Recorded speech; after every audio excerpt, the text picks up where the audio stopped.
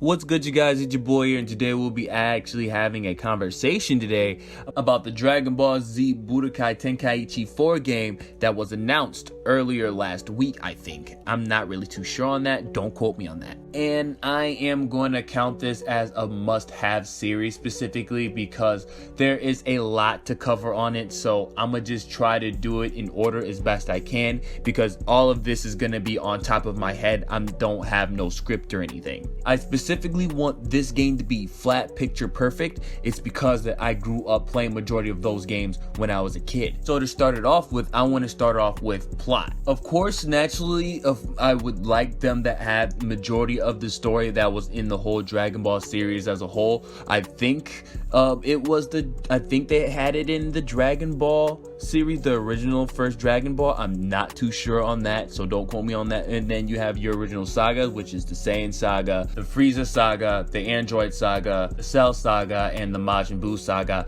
And they even added the GT saga as well on top of what if scenarios. It would be great if they add those specifically back on there, but the thing that kind of worries me a little bit is the fact that not only that they have to worry about the sagas that I mentioned earlier, they're also going to have to try and cram in majority of the new sagas that they added because a lot has changed since then over the past 16 years, I think. Oh, I think what they're going to have to cram in, they're going to have to try to cram in the Beerus saga, they're going to have to try to cram in the Zamusu saga, and then they're also going to cram in the Tournament of Power. But that's and then to make it even worse, they're also going to have to try to cram in majority of the freaking movies that they also added in there as well. So I don't know how they're gonna somehow magically cram all of that plot into one singular game. Another thing that I'm kind of skeptical about, I just hope that it doesn't go with the still images route like they did with their past games specifically.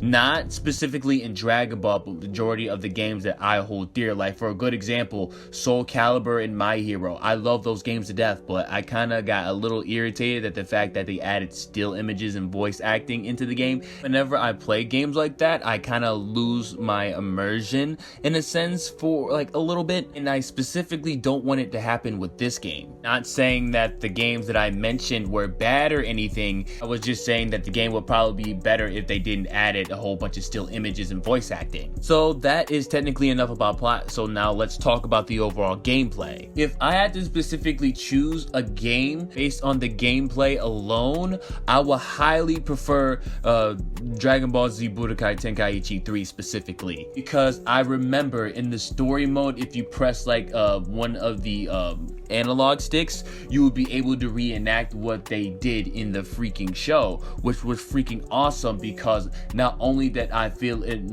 not immersed in the way, or not don't feel like I'm part of that, but it kind of feels good that the fact that I have a choice to reenact that specific thing. And it's since a very long time since I played that game, so honestly I can't really remember the other modes that was in the third game specifically, but I highly suggest those as well. But the one thing I do remember though, the capsules. I remember if you put in the capsules and things like that, the character that you specifically pick have specific stats depending on what capsule that you put on them specifically, or stat bonuses in a sense. So with that, I highly suggest adding that, and hopefully that will carry over to the next game. And it honestly leads on to my next thing, which is the roster. So like I said in the plot section, they crammed in majority, and I mean not even almost all of the characters in Dragon Ball. I remember I was able to play all types of freaking characters like freaking King Piccolo,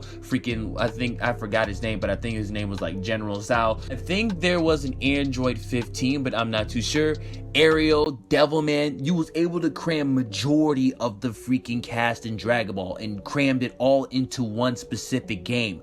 But I'm kind of skeptical about it again because I'm just trying to figure out how you guys are not only going to cram in majority of the characters that was in all of those sagas, you also got to try to figure out how to cram in majority of all of the other characters that was in the brand new sagas as well. And the same thing goes with the iconic arenas like the Tournament of Power, freaking certain parts of Earth specifically. I'm trying to figure out how they're gonna try to cram all of that stuff into one game. But no DLC, no DLC. And when I mean no DLC, no DLC, I want you guys to try to cram in every single character and put them into one freaking roster. Please, no freaking DLC. I'm honestly getting so tired of them, of basically putting out specific characters as DLC. Characters that honestly should have been in the game from jump. But that's all I'm asking. No DLC. Try your best to do no DLCs. Try to cram every little cranny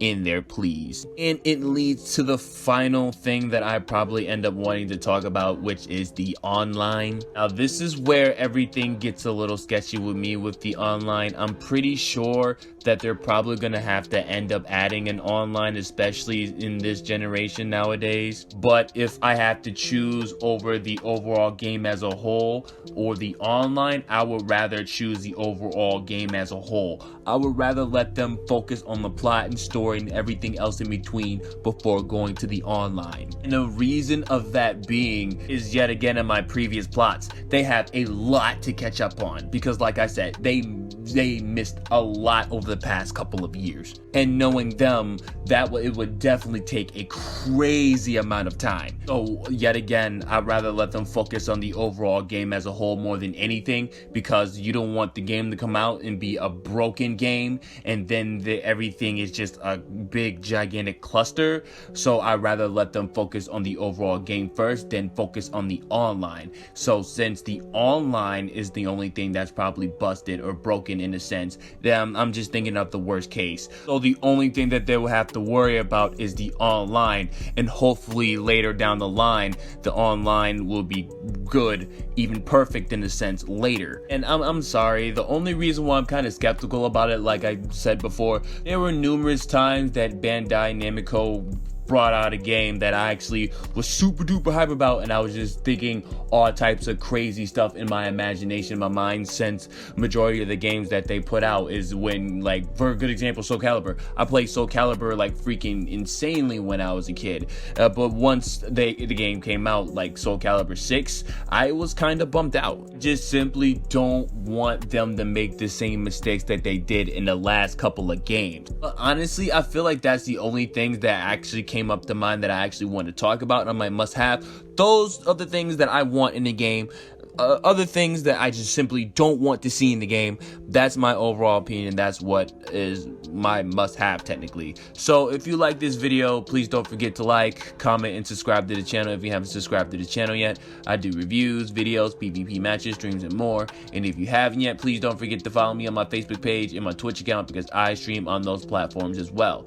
Everything should be in the description box below, and I will catch you guys in the next conversation.